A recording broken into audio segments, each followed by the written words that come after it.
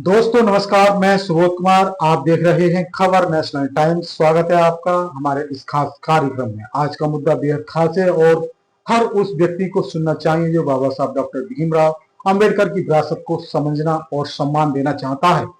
क्यों मच गए बवाल, किसने किया संविधान निर्माता को नकारने की कोशिश और कैसे दिया प्रकाश अंबेडकर ने करारा जवाब। चलिए आज कुछ विस्तार से जानते हैं इस पूरी पेशकश को।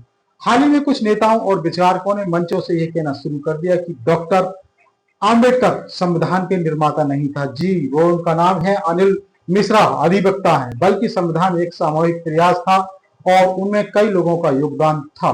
कुछ लोगों ने तो ये यहाँ तक की कह दिया कि अंबेडकर सिर्फ ड्राफ्टिंग कमेटी के चेयरमैन थे।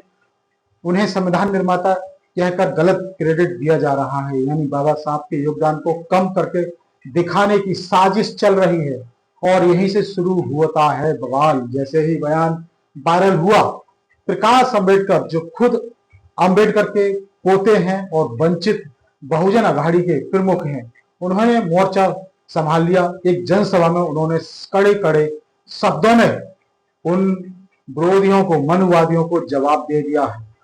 जो लोग अंबेडकर को संविधान निर्माता मानने से इनकार कर रहे हैं, वो या तो इतिहास से अनजान हैं या फिर जानबूझकर दलितों के प्रतीकों को मिटाने की कोशिश कर रहे हैं।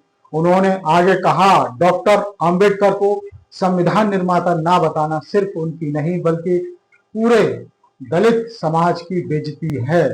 प्रकाश अंबेडकर ने चुनौती देते हुए कहा कि अगर किसी में हिम्मत है तो संविधान सभा की डिबेट्स पढ़ ले। साफ लिखा है कि अंबेडकर ने संविधान के हर हिस्से को तैयार करने में अहम भूमिका निभाई है। प्रकाश अंबेडकर के इस बयान के बाद देश भर में प्रतिक्रियाओं का सैलाब आ गया है। मैं आपको बता दूं कि जो मनुवादी विचारधारा के सोच के हैं वो यह सब अफवाह फैलाते हैं, जिनका नाम है अनिल मिश्रा और गौरव व्यास। बसपा प्रमुख मायावती ने भी इस पर प्रतिक्रिया दी है। उन्होंने कहा, जो लोग अंबेडकर के योगदान को कम आंकते हैं वो संविधान विरोधी ताकतों का साथ दे रहे हैं। राजद और कांग्रेस के नेताओं ने भी इस पूरे प्रकरण को लेकर भाजपा और संघ से जुड़े संगठनों पर निशाना साधा है। दूसरी तरफ कुछ दक्षिणपंथी संगठनों ने फिर से वही बात दोहराई कि संविधान निर्माण एक कलेक्टिव प्रोसेस था। लेकिन बड़ा सवाल यह है, क्या सामूहिक प्रक्रिया होने से किसी व्यक्ति का नेतृत्व खत्म हो जाता है? क्या गांधी आंदोलन के सामूहिक नेता थे, फिर उन्हें अकेले राष्ट्रपिता क्यों कहा जाता है? अब थोड़ा इतिहास पर नजर डालते हैं। डॉक्टर अंबेडकर को संविधान सभा की ड्राफ्टिंग कमेटी का अध्यक्ष 29 अगस्त 1947 को बनाया गया था। इस समिति में 7 सदस्य थे, लेकिन सबसे ज्यादा योगदान अंबेडकर का था। संविधान सभा की बहसों में अंबेडकर का ज्ञान, कानूनी समझ और लोकतांत्रिक सोच पर भारी पड़ी थी। उन्होंने समानता, स्वतंत्रता और बंधुत्व के मूल सिद्धांतों को संविधान में शामिल किया था।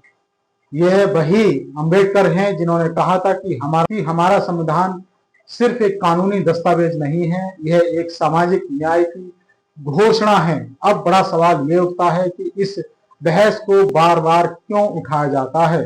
विशेषज्ञों का मानना है कि अंबेडकर की बढ़ती लोकप्रियता कुछ वर्गों को खटक रही है, उनके गले में सांप लौट रहा है, उनको जलिस हो रही है। दलित, आदिवासी, ओबीसी, अल्पसंख्यक सभी उन्हें अपना नेता मानते हैं।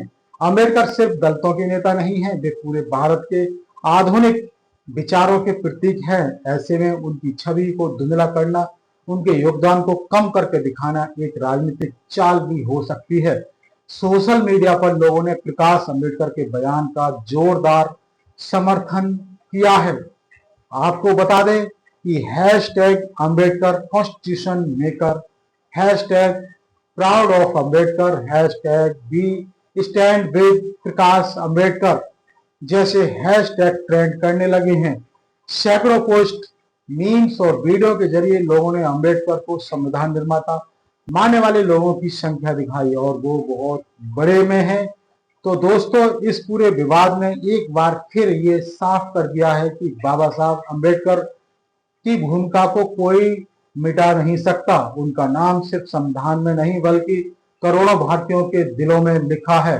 प्रकाश अंबेडकर का यह जवाब सिर्फ एक राजनीतिक बयान नहीं था, यह पूरे समाज की भावना थी जो अपने नेता के सम्मान के लिए खड़ा हुआ है। हमारे लिए जरूरी है कि हम इतिहास को तोड़ मरोड़ कर ना देखें, बल्कि तथ्यों के साथ समझें और सच के साथ खड़े हों। अगर आपको ये जानकारी महत्वपूर्ण लगी हो तो वीडियो को लाइक करें, शेयर करें और कमेंट में बताएं क्या आप डॉक्टर अंबेडकर को संविधान निर्माता मानते हैं, क्योंकि इस तरह से लोग आते रहेंगे। वो एक मनुवादी विचारधारा के हैं, ब्राह्मण हैं। अनिल मिश्रा, गौरव व्यास दोनों ही ब्राह्मण हैं, तो इसलिए वो लोग ऐसे बयान देंगे।